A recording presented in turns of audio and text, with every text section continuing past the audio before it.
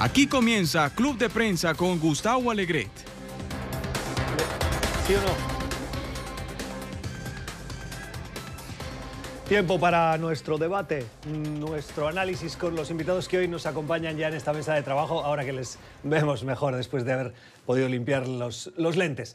Nos acompaña en la mesa Rafael Bernal, que es periodista de The Hill Latino, el portal especializado en información política en la capital, aquí en Washington. Rafael, buenos días. Buenos días. Gracias por estar con nosotros. Sí. Con Vanessa Jacklitz, que es corresponsal de Antena 3 y La Razón. Buenos días. Buenos días. Gracias, Vanessa, por acompañarnos. Y con Pablo Pardo, corresponsal del periódico El Mundo. Pablo, ¿cómo estás? Hola, muy bien, muchas gracias. Esa cara de enfadado, Pablo. Esa es la única que tengo. Mira que me lo Mis dicen, disculpas, pero entonces. no, nací así. Vamos. Bueno, gracias a los tres por estar con nosotros. Oiga, qué fin de semana de cuestiones vinculadas a Venezuela. El sábado, ese Consejo de Seguridad de la ONU que sirvió para demostrar que, uno, las herramientas de la diplomacia permiten canalizar los diversos puntos de vista de los gobiernos, pero poco más, porque no hubo ni resolución, ni acuerdo, ni cambio de posiciones. Pero es que durante el fin de semana también el agregado militar de la Embajada venezolana aquí en Washington, una figura importante, el coronel José Silva, anunció que desconoce a Maduro y reconoce como presidente encargado a Juan Guaidó. Y esto se produce en un contexto en el que la tensión o las amenazas con voces relevantes de la administración estadounidense, advirtiendo al gobierno de Nicolás Maduro de que si utiliza la violencia o las amenazas en contra de Juan Guaidó o de los miembros de la Asamblea Nacional, las consecuencias serán severas. Bueno, lo primero era de esperarse, que en Naciones Unidas no hubiera una pronta resolución. Ha sido el problema de Naciones Unidas desde su fundación. Pero además hay intereses encontrados dentro del mismo Consejo de Seguridad, los intereses chinos y rusos dentro de Venezuela, que van más allá de realmente... Los intereses chinos son principalmente el dinero que Venezuela le debe, que esos son los intereses chinos en muchas partes del mundo. Los intereses rusos también incluyen simplemente generar este problema dentro del hemisferio occidental y mantener a Estados Unidos con el enfoque sobre Venezuela y no sobre el enfoque con los países satélites, bueno, dicho en términos de la Guerra Fría, en países satélites de Rusia. Vamos a ver las declaraciones de Bolton. Las hizo a través de, como ya nos estamos acostumbrando, mensajes de Twitter. Bolton, asesor de seguridad del presidente Donald Trump, dijo esto. Vanessa, vas tú.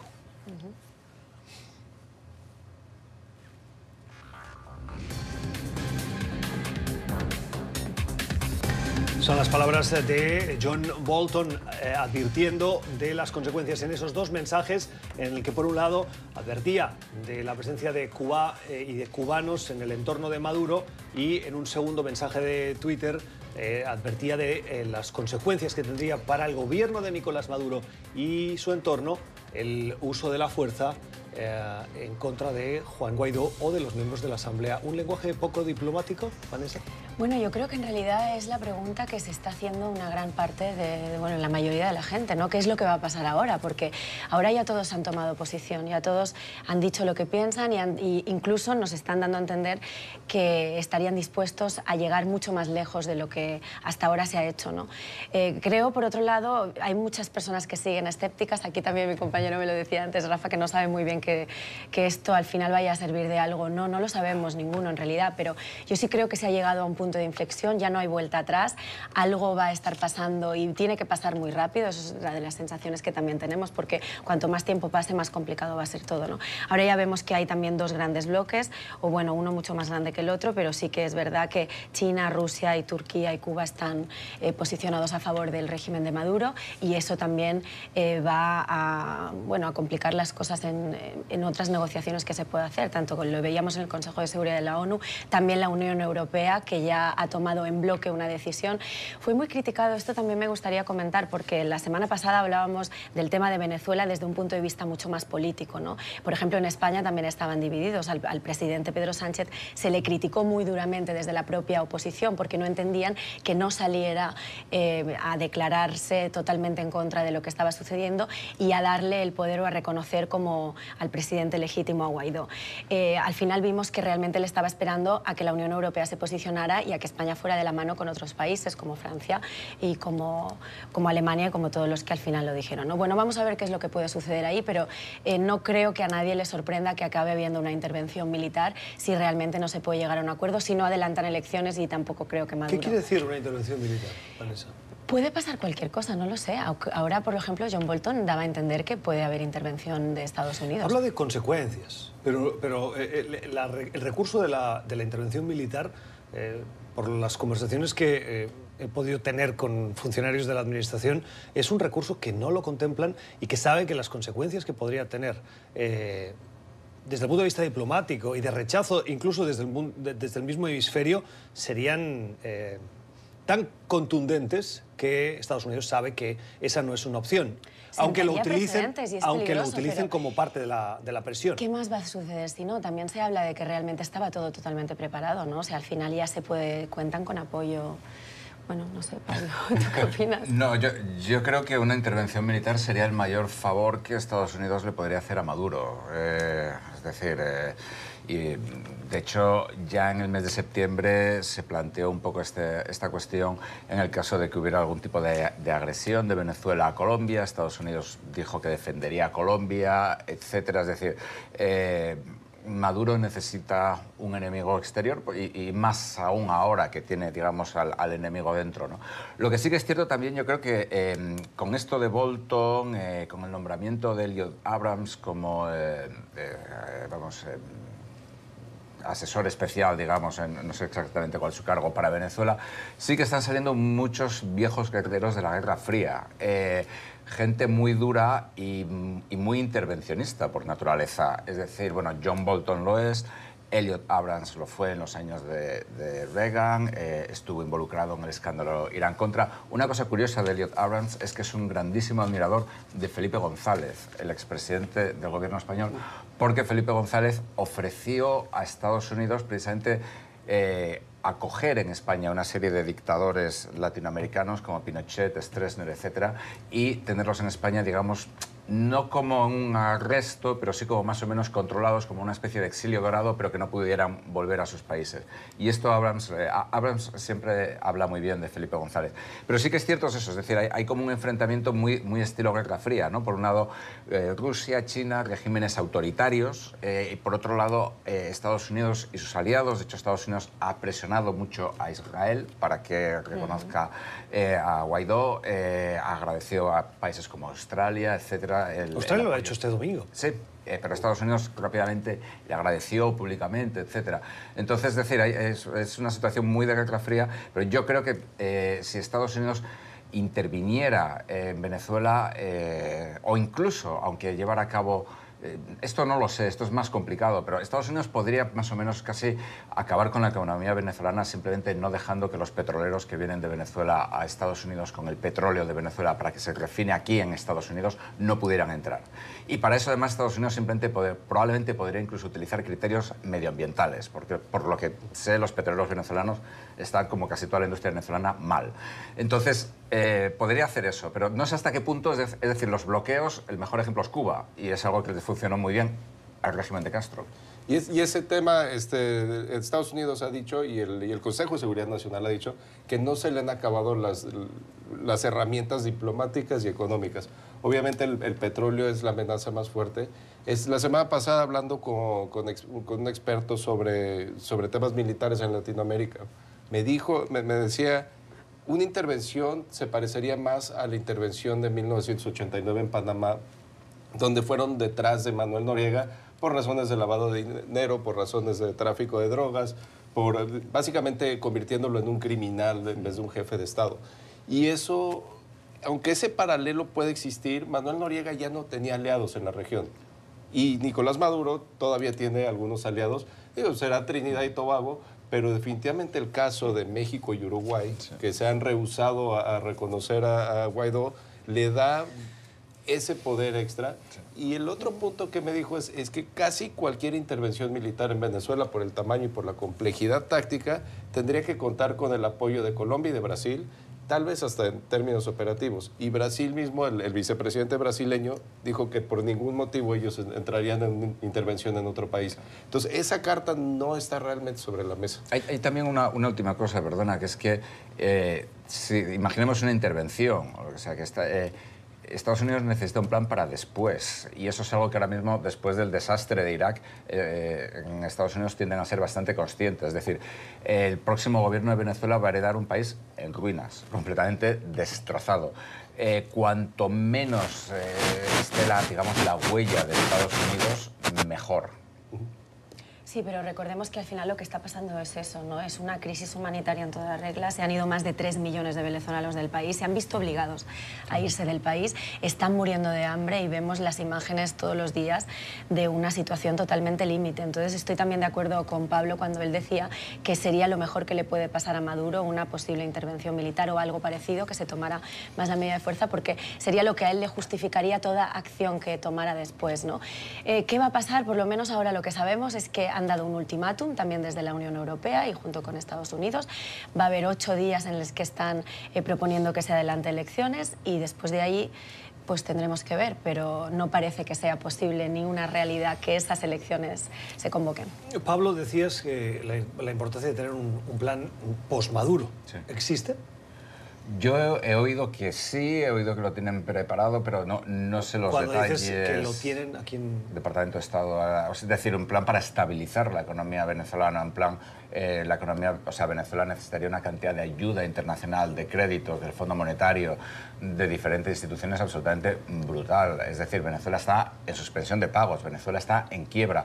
Una de las cosas que han pasado esta semana, que ha recibido poca atención por la evidente situación en Venezuela, es que el Banco de Inglaterra no dio permiso al Banco Central de Venezuela para sacar, creo que era 1,2 toneladas de oro que tenía depositadas en el Banco de Inglaterra. Es decir, Venezuela está vendiendo sus reservas de oro para sobrevivir. PDVSA es la empresa que gestiona casi los mayores yacimientos de petróleo del mundo, está en suspensión de pagos. Es decir, la cantidad de recursos internacionales que harían falta para evitar que Venezuela se colapsara definitivamente, o sea, ya está colapsándose, pero digamos para que se hundiera, para que se convirtiera casi económicamente en un nuevo Irak, donde el gobierno no controlaría absolutamente nada, sería muy grande. Hace falta tener un plan muy claro. Sí, el peligro realmente no estamos hablando de un estado inestable, estamos hablando del peligro de un estado fallido. Claro. Y eso es el argumento, es un argumento que tiene de su lado Guaidó, que debe de usar para fortalecer su posición con la Unión Europea, que le viene muy bien este ultimátum de la Unión Europea, tiene que fortalecer su posición. Para él es crítico conseguir el apoyo de Uruguay y México lo antes posible, porque eso puede realmente detonar la balanza en la Organización de Estados Americanos y en general en el hemisferio. La Unión Europea ha dado esos 8 días, Vanessa lo comentabas, 8 días en el que se puede producir un impasse de tiempo para ver las reacciones. En cualquier caso, lo que sí hemos visto en Venezuela es, por un lado, ejercicios militares, en la que se ve la participación del presidente que reconocen los militares, a Maduro, pero este fin de semana ha habido una voz relevante, y me gustaría preguntarle si es tan relevante como se ha querido dar desde la administración estadounidense, el agregado militar de Venezuela en Washington, que ha dicho que no reconoce a Maduro y reconoce a Guaidó. ¿Es una voz relevante o es, como decían en respuesta a los mensajes que el coronel dio por Twitter, la salida fácil para no volver a Venezuela y quedarse en Estados Unidos? Bueno, yo creo que realmente sí que está también cargado de simbolismo, ¿no? Por un lado, y veíamos de hecho la repercusión que ha tenido, la fuerte repercusión que ha tenido en Maduro y en su gobierno, porque le acusaban de traidor, y veíamos unos tuits donde se veían también fotos del coronel Silva con las palabras mayúsculas en traidor. Yo creo que esa posición sí que da mucha esperanza para personas que creen que además él tiene un cargo de muchísimo poder en Washington, fuera de Venezuela, y por lo menos está, como decíamos, cargado de simbolismo, pero probablemente en la práctica sí que está demostrando que esto puede ser un cambio para todos. Si él se atreve a tomar esa decisión, o sea, ¿quién no le va a seguir también después, no? Sí, desde luego, es un puesto diplomático muy importante, es decir, lo que yo no sé es, digamos, dentro del régimen, el impacto que tiene o el poder que tiene, vamos, la influencia que tiene, pero desde luego que es un puesto diplomático de la máxima importancia y supone que de la confianza del presidente y del régimen de Maduro. También hay que entender, es imposible conocer la motivación personal. Obviamente para el coronel Silva como persona es más conveniente quedarse aquí, pero lo que le abre la puerta realmente es de lo que estaba hablando el Consejo de Seguridad Nacional, de empezarle a dar a la Asamblea Nacional control sobre ciertas funciones que dependen del exterior. El principal va a ser si logran abrirle el dinero que Venezuela tiene, digamos, estancado en Estados Unidos a la presidencia de Guaidó, y tener control práctico sobre la embajada en Washington es un paso adelante muy fuerte para él. Y fuera de Venezuela, perdona, el último, yo creo que fuera de Venezuela quien vea este mensaje, incluso el resto de países y muchos que aún no se hayan implicado, pueden ver que si realmente alguien de su poder y de su peso se está ya posicionando a favor de Guaidó, es que al final muchos ya se están imaginando que puede ser el posible vencedor. Este fin de semana el senador Marco Rubio, Pablo, dijo que Estados Unidos le ha dado el control de los bancos de Estados Unidos con cuentas venezolanas, del gobierno de Venezuela y del Banco Central al gobierno legítimo de Juan Guaidó. Textualmente estaba leyendo. Y el viernes, o la semana pasada, se anunció que Estados Unidos, el Departamento de Estado, daba 20 millones de dólares o ofrecía 20 millones de dólares de ayuda humanitaria para Venezuela. El secretario de Estado nos decía en la entrevista que tuvimos con él el viernes que estaban buscando la manera de hacer llegar, de canalizar esos fondos, no concretaba cómo. ¿Es posible que un gobierno decida que la propiedad o la titularidad de unas cuentas pasan del control de un individuo que forma parte del gobierno a otro porque el gobierno que tiene el banco lo tiene en su territorio? Porque esta mañana en una conversación periodística conversábamos sobre que esto es diferente de cuando congelan cuentas bancarias por motivos de narcotráfico, de terrorismo, de sanciones, pero hay una orden judicial detrás, que primero las congelan y luego el juez decide. En este caso, ¿es tan fácil? Pues la verdad que no lo sé. No te sé decir. La verdad que yo creo que hay muy pocos, o desde luego en época reciente, muy pocos precedentes. A mí no se me ocurre ahora mismo ninguno. Forma parte más de una decisión de un gobierno autoritario, más que de una democracia capitalista. Hombre, supongo que tienen que tener alguna base jurídica o alguna base legal, porque si no, desde luego, el gobierno venezolano podría llevar eso a los tribunales y podría cuestionarlo. O sea, aunque Estados Unidos y Venezuela no tengan las mínimas relaciones diplomáticas, sí que podría ser cuestionable en los tribunales, con lo cual tienen que tener algún tipo de base jurídica para hacerlo. Para cerrar, Rafael. Sí, realmente, hablando con Michael McCarthy, un experto en relaciones bilaterales que has tenido aquí varias veces, él me dijo que el problema realmente va a caer dentro de las cortes en Estados Unidos.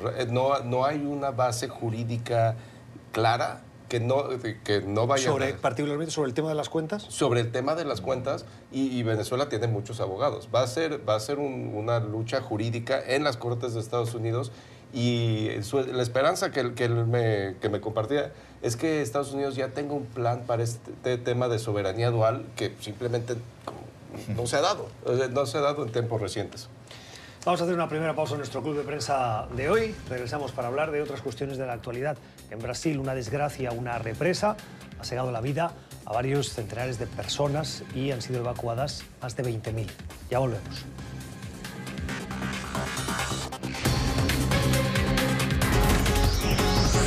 Ya regresamos con Club de Prensa.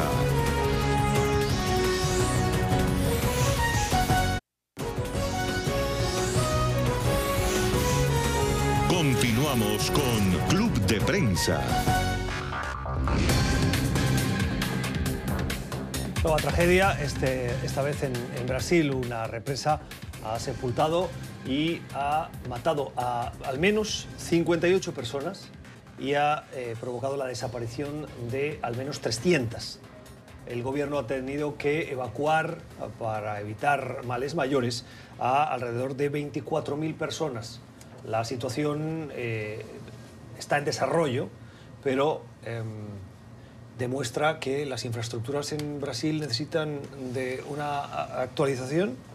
¿Qué consecuencias habla también sobre la corrupción. Tengo entendido que hace pocas semanas se realizó una auditoría sobre la estabilidad de esta represa y de esa auditoría la pasó sin ningún problema. Obviamente no sabemos cómo la pasó, siendo que había algún tipo de falla estructural, claramente, pero habla que no hay, pues sí, finalmente corrupción, y que puede ser a base de incompetencia, que puede ser, nos podemos imaginar 20 diferentes maneras en las cuales se llega a una crisis de este tamaño, pero nos recuerda que simplemente tener las regulaciones correctas, digamos, tener la ley correcta en papel, no siempre es suficiente para tener las medidas de seguridad necesarias.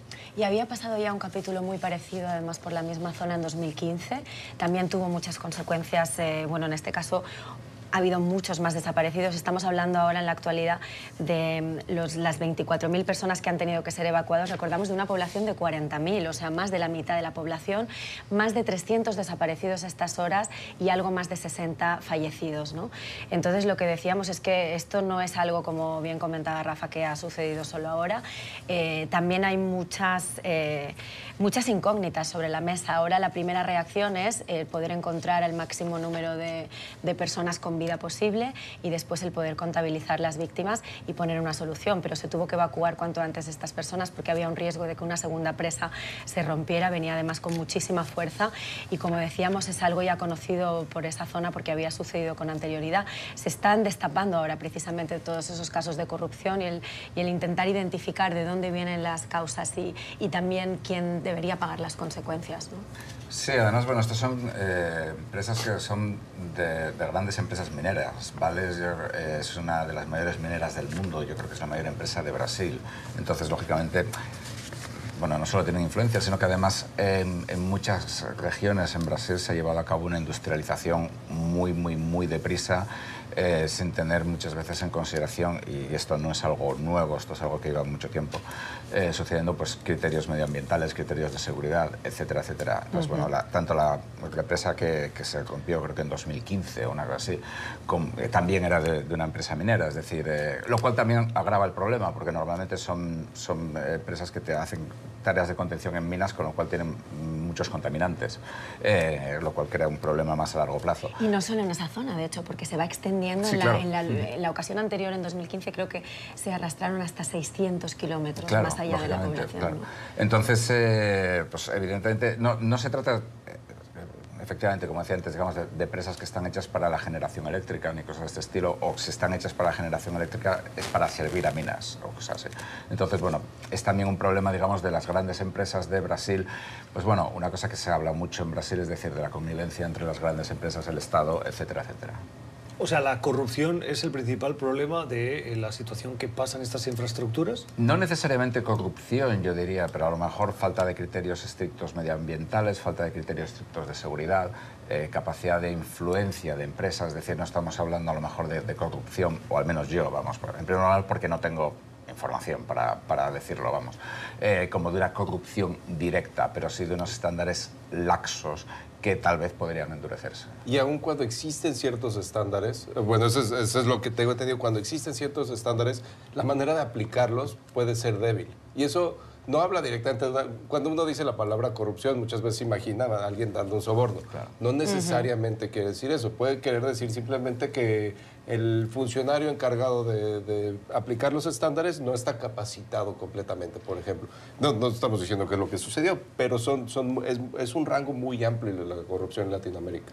Sí, el ser muchísimo menos exhaustivo con los procesos, como decía Pablo, de seguridad, porque aquí ya se ha demostrado que realmente no se había pasado con todos esos procesos que debería haberse hecho en estas condiciones. No ha sido una catástrofe medioambiental, pero también humana, porque estamos hablando de muchas vidas.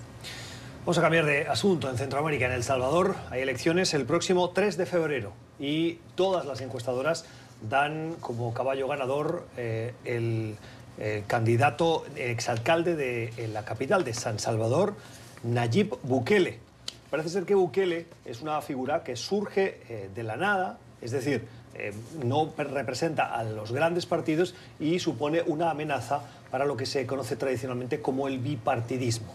A estas elecciones también concurren otros candidatos como el empresario Carlos Calleja, que concurre en esas elecciones con la agrupación Arena, la Alianza Republicana Nacionalista, con el ex canciller Hugo Martínez, que es el oficialista Frente Farabundo Martí, el FMLN, y el empresario Josué Alvarado, del partido Vamos. ¿Estamos viendo el fin del bipartidismo en El Salvador? Bueno, ¿te suena conocida esa historia?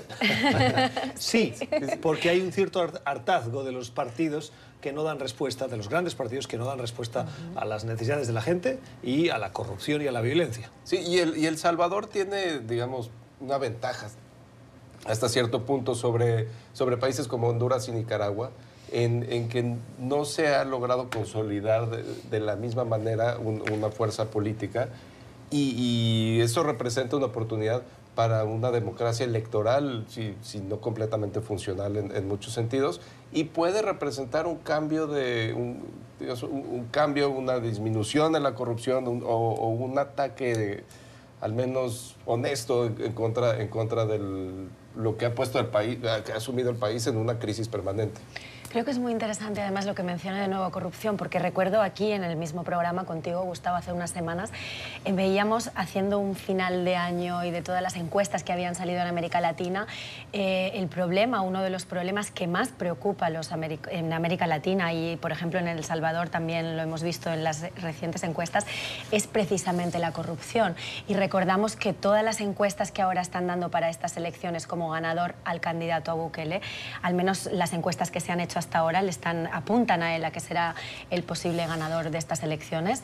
Él es el único de los 4 candidatos en El Salvador que ha dicho que tomará todas las medidas adecuadas en contra de la impunidad para toda esa corrupción que está muy en contra, precisamente. Es el único de los 4 que se ha posicionado. Lo que pasa es que esto lo hemos escuchado, por ejemplo, con Jimmy Morales, que se presentó también como candidato para acabar con la corrupción después de él haber liderado toda una campaña desde fuera de la política en contra en Guatemala, y los escándalos de corrupción ahora te diría que no solo son sombras, sino noche en el gobierno de Morales. Entonces, como mínimo, ya se sabe que es una países. buena herramienta electoral para utilizarla en campaña, ¿no? No sabemos qué va a pasar, tampoco sabemos si finalmente Bukele va a ser el vencedor de estas elecciones. Habrá que ver en primera vuelta si se consigue ese 50+1 o habrá que ir a una segunda vuelta, pero en cualquier caso, las encuestas, y son más de 10, le están posicionando a él como vencedor. No sabemos qué va a pasar y tampoco sabemos que, aunque haya utilizado el caso de corrupción, si él al final será un gobierno corrupto, no, hay que ver, pero lo que sí que sabemos es que la gente está,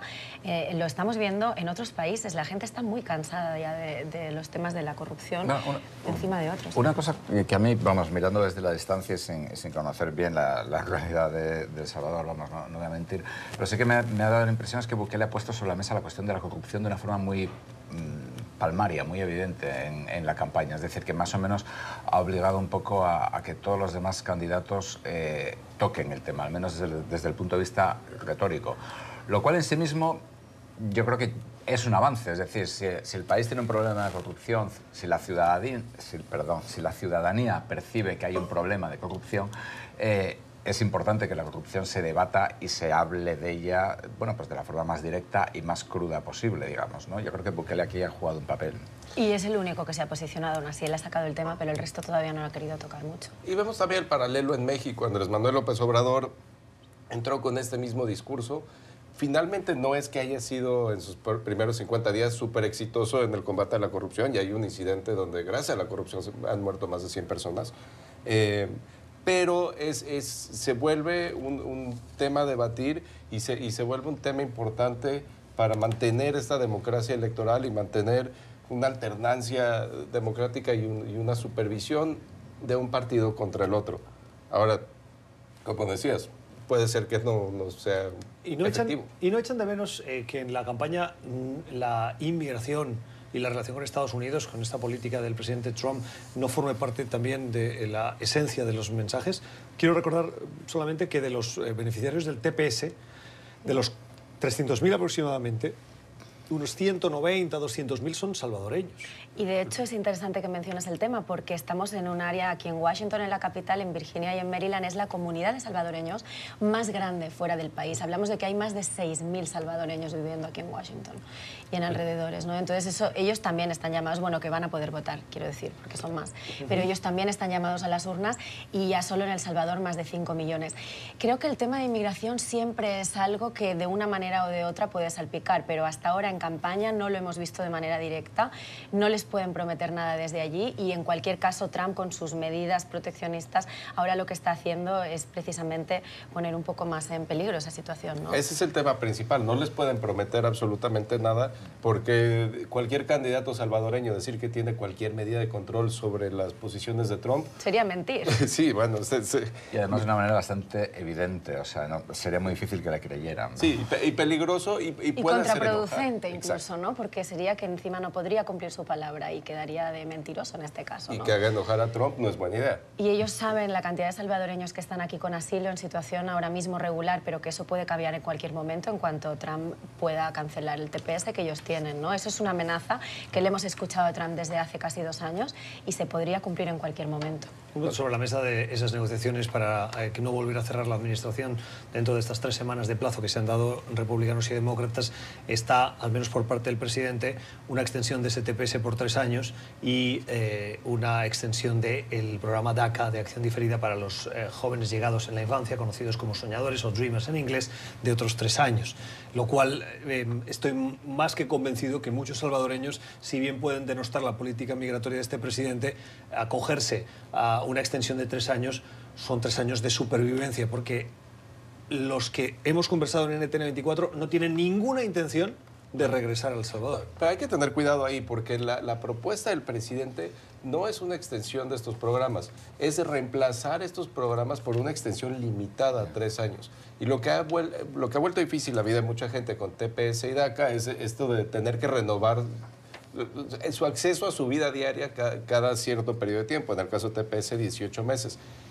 Pero esa propuesta realmente no hace lo que vendió el presidente. Eso es una propuesta bastante agresiva y dificulta, además de lo que hace con el programa de asilo, dificultaría renovación después de esos 3 años. Entonces tampoco es que le encante a la comunidad TPS. Es que es la moneda de cambio. Él está poniendo a jóvenes que no conocen su país de origen o que vinieron muy pequeños y que la única realidad que conocen es esta, les está utilizando un poco como moneda de cambio porque ahora si consigue cerrar la negociación con los demócratas para poder reabrir el gobierno, entonces sí tendrá un poquito más de mano izquierda para tener en cuenta a estos jóvenes que llegaron hace años y que ya son estadounidenses, ¿no?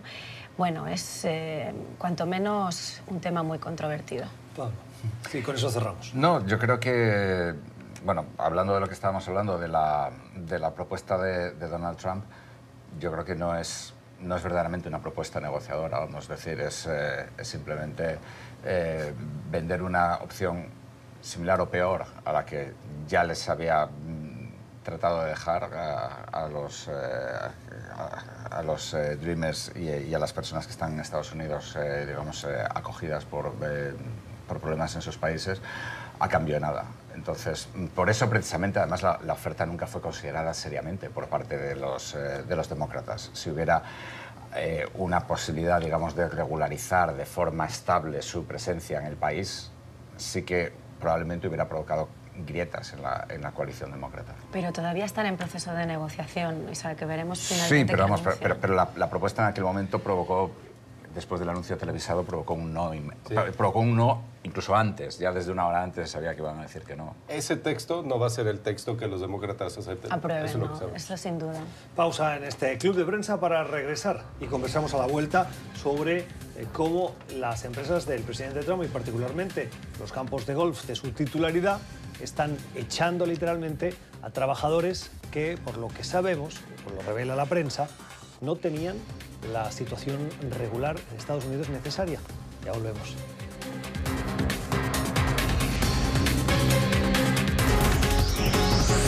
Ya regresamos con Club de Prensa.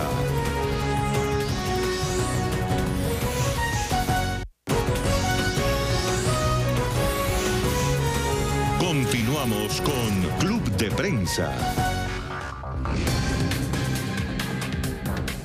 Ironías de la vida. Cuando el presidente Donald Trump está anunciando mano dura contra la inmigración irregular en Estados Unidos, en sus propias empresas tienen que hacer limpieza, si me permiten la palabra.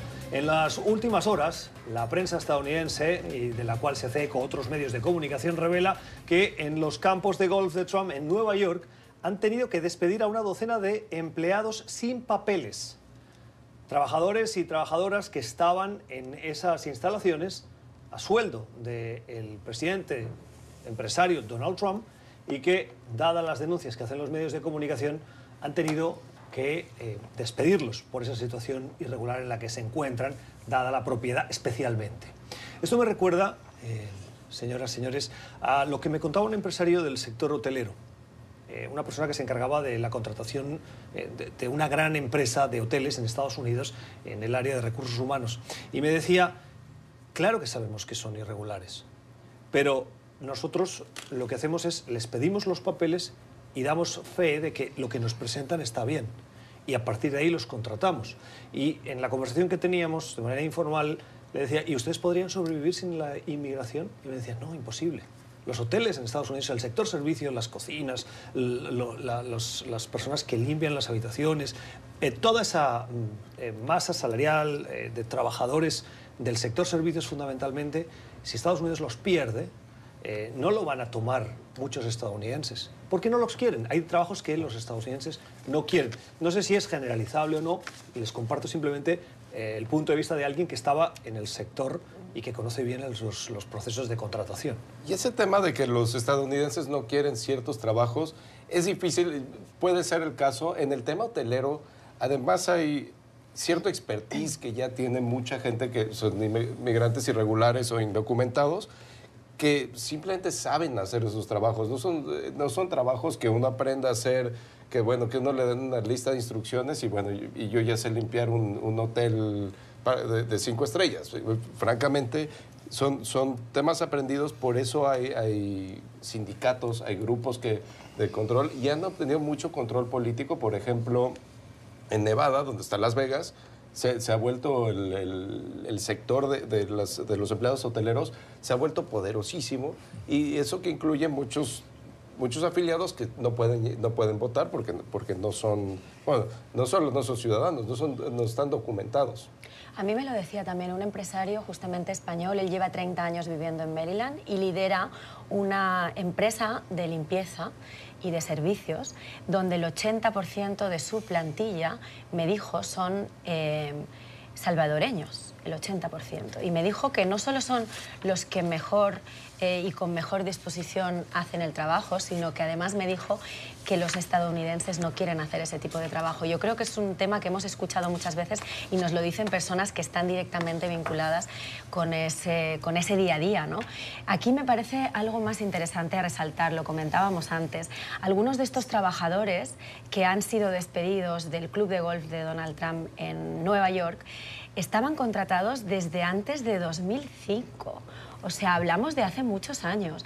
Y en algunos casos, algunos de esos trabajadores también han contado, ahora que han sido despedidos, están hablando con abogados y con prensa, y están diciendo que en algunos casos tenían incluso tanta cercanía a la familia Trump que disponían de sus llaves para poder ir a limpiar la casa de alguno de sus hijos.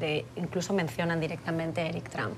O sea, que no creo que si ellos tenían conocimiento o no de cuál era la situación regularizada o no de estos trabajadores, como mínimo tenían una relación bastante más cercana de lo que nos pueden hacer creer. Pablo. Sí, yo creo que es parte, digamos, de la pauta de actuación habitual de Donald Trump y de su familia, ¿no? Es decir, haz lo que yo digo, no lo que yo hago. Es decir, incluso en términos legales, las empresas de Donald Trump han seguido solicitando y peticionando visados para trabajadores extranjeros que vengan a Estados Unidos durante toda la presidencia y toda la campaña de Trump, a pesar de que Trump indirectamente también va contra la inmigración legal. Es decir, a mí no me sorprende absolutamente nada. Y vamos, en el terreno de las anécdotas de lo que hablábamos antes, hay dos cosas. Una, por más que Trump venda exactamente lo contrario, el presidente miente manifiestamente cuando más o menos viene a decir que la gente viene a Estados Unidos pues por el sistema de bienestar de Estados Unidos, etcétera, entre otras cosas porque Estados Unidos casi no tiene sistema de bienestar. En segundo lugar, porque nadie se mete como inmigrante ilegal pues para una cosa de estas. En tercer lugar, porque efectivamente los inmigrantes ilegales tienden a hacer los trabajos que los legales no hacen. Y yo recuerdo, hablando de anécdotas, una conversación que tuve una vez con Alex Castellanos, un consultor político republicano, que primero era anti-Trump y después, a medida que Trump iba ganando, cambió de opinión. Y me acuerdo que estábamos hablando de esto y me estaba explicando de estos. lo peligrosísimos que eran los inmigrantes ilegales. Un señor que se apellida Castellanos y que su familia llegó aquí pues porque su país, Cuba, estaba exento de la misma regulación que tienen los demás. Y un momento yo le dije, bueno, y cuando nosotros acabemos este debate, ¿le vamos a pedir los papeles a la gente que va a venir a limpiar? Porque si le pidiéramos papeles a la gente que va a venir a limpiar, o si quisiéramos saber quién recoge la fruta, es decir, como dijo una vez el humorista Stephen Colbert en el Senado, se había ido, creo que a Carolina del Sur, a recoger fruta durante un día, una cosa así, dijo, mis tatarabuelos no emigraron a este país para que yo ahora tenga que hacer el trabajo de los inmigrantes en este país. Lo dijo con mucho sarcasmo y con mucha ironía, evidentemente, pero es una cosa clara. Entonces, bueno, digamos que los Trump hayan hecho esto, pues bueno, pues sí, claro. Es decir, lo más notable ahora mismo sería que Robert Mueller llamara a declarar a alguno de estos inmigrantes ilegales por si ellos habían estado en las reuniones de los Trump con algún diplomático ruso. No sorprendería tampoco. Esto no sé si me lleva a la pregunta de la desconexión que hay de Washington con la realidad del país. Una cosa es el discurso, las propuestas, los programas, y la otra, lo que pasa en el campo, en California, en Carolina del Norte, en la que los ciudadanos interactúan a diario con los vecinos, que uno no va por la vida preguntando, oiga, ¿usted qué estatus migratorio tiene? Pero no solo de Washington, yo me atrevo a decir que esto está sucediendo en las grandes ciudades. Hay dos realidades en este país, la América profunda que hablamos Claro, pero yo veces, lo decía desde el punto de vista de las propuestas de la administración, de los políticos, sobre lo que pasa en el país. Y en general las partes de este país que son más anti-inmigrantes, donde menos inmigrantes hay. Es una desconexión de la vida del otro, independientemente si sean las grandes ciudades contra el campo o viceversa. Sí, yo diría, estoy totalmente de acuerdo, pero creo que es vivir una realidad distinta. Entonces, al final, en base la gente solo se preocupa, finalmente, hablo general, estoy generalizando y eso es un pecado, pero permítanme la licencia, la gente tiende a tomar decisiones en lo que a ellos mismos les afecta. Entonces, al final, si tu realidad es muy distinta a lo que están sufriendo otros, no te vas a implicar de la misma manera, a no ser que tengas una razón claro, concreta. lo que les afecta o los que creen que les afecta. puede afectar, o lo que se creen que otros les dicen que puede pasar. Este fin de semana fui a West Virginia. Y una casa absolutamente rodeada, sitiada, con un muro, literalmente, de pancartas pro-Trump. A favor del muro. En West Virginia, el número de inmigrantes por metro cuadrado es -8. Sin datos y por ironizar. La percepción de invasión que tiene el ciudadano que vive en esa casa es la que yo puedo tener sobre la amenaza de los pingüinos del sur de Chile. Es que es curioso que lo diga, y uno se pregunta por qué puede estar pasando. Pues tal vez tiene mucho que ver que la media diaria de consumo de televisión, me enteré hace poco y me quedé muy sorprendida. En este país la media diaria de consumo de televisión son 4 horas. Bueno, eso me da mucha tranquilidad, si quieres que me diga la verdad. Si ven en el 24 nos quedamos contentos, pero ¿eso qué significa? Que hay gente que está consumiendo 8 horas diarias de televisión, y lo que ven en la televisión no es lo que ven cuando salen fuera de casa. Yo creo que no solamente lo que ven en televisión, también es la proliferación de sitios web y de páginas en Facebook donde se crea una teoría, digamos, absolutamente demenciada de la realidad. Es decir, las páginas Breitbart, Infowars, todas estas, incluso Fox News, donde están constantemente y de una manera extremadamente peligrosa repitiendo los crímenes espantosos de los inmigrantes, etcétera, etcétera. Y como comentábamos antes, es decir, para gente que nunca ha visto un inmigrante, evidentemente esto crea una sensación de pánico. Era lo que hablaba Donald Trump durante la campaña electoral. Si os acordáis, hablaba mucho de las inner cities, como digamos del centro de las ciudades, como que son sitios espantosos donde la gente está a tiros todo el tiempo.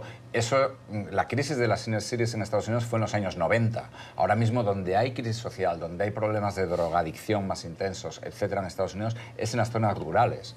Con opiáceos, etcétera. metanfetamina, lo que sea.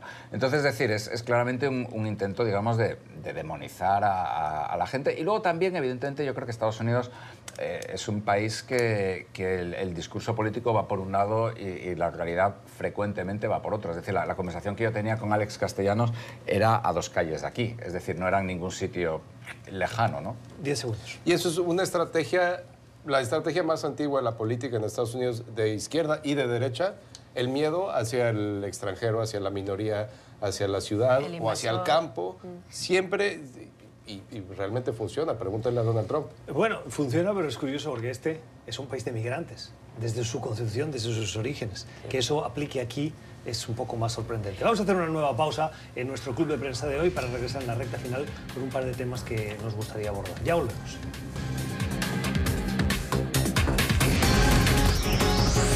Ya regresamos con Club de Prensa.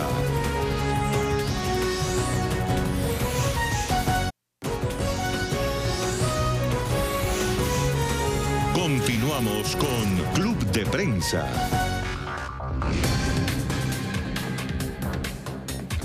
Este domingo el mundo conmemoró el Día Internacional del Holocausto con 2 señales que alarman, que preocupan. Una, el incremento de la violencia inspirada en el odio al otro, al diferente. Y la segunda, la preocupación de que las jóvenes generaciones cada vez desconocen más sobre lo acontecido durante el siglo XX en contra de los judíos y de los gitanos particularmente, que en algunos casos se ha llamado, sin lugar a dudas, genocidio. Pablo, preocupante. Sí, bueno, sobre todo preocupante en el sentido de que yo creo que ahora mismo hay una serie de movimientos políticos en todo el mundo que están reproduciendo cosas que se vieron en la fase anterior al Holocausto. Es decir, esta idea lo hemos visto en Estados Unidos, lo hemos visto en Francia, ahora lo estamos viendo en España, esta idea de asociar, en este caso concreto, a extranjeros a delitos, a crímenes, por ejemplo, es una táctica que los nazis emplearon. Y aquí ciertos políticos, algún presidente simplemente menciona explícitamente ciudadanos de un país que murieron o que han sido asesinados por inmigrantes de otros países. Tal vez más a título personal, me parece un poco triste a veces que no tengamos memoria histórica, ¿no? O que hoy en día la juventud, por ejemplo, con tantos accesos que tiene a temas de nuevas tecnologías, de redes sociales y tal, no se le dé a veces un uso un poco más adecuado, ¿no? También es un poco lo que hablábamos antes, tal vez lo que no te afecta no lo vives de la misma manera o lo interpretas a tu propia manera. Me parece un poco triste porque sí que creo que hay que tener en cuenta que las cosas que han sucedido antes, los errores que han cometido otros, tendrían que ser precisamente para que las próximas generaciones no volvieran a sucederlos. Y parece que a veces se repiten, ¿no?, los mismos patrones de conducta. Es peligroso y es triste. Más que nunca es importante recordar el Día Internacional del Holocausto. Estás viviendo en una época donde los políticos recurren más y más a esta estrategia de miedo, odio, identidad étnica para ganar elecciones. Y es una estrategia que es de tan baja calidad moral que por muchas décadas hasta los políticos evitaron usarla. Y tan peligroso, ¿no? Porque las consecuencias obviamente pueden ser nefastas. Como dice Cervantes en El Quijote, la verdad cuya madre es la historia. Pues con Cervantes vamos a terminar esta mesa de trabajo en Club de Prensa de hoy, que la hemos compartido con Pablo Pardo, el corresponsal del Mundo, con Vanessa Jaglit, la corresponsal de Antena 3, Televisión y La Razón, y con Rafael Bernal, del portal de información política de Gil Latino. Gracias por haber estado con nosotros y a ustedes por la generosidad de su tiempo, por su elección. Que tengan una feliz jornada. Volvemos mañana.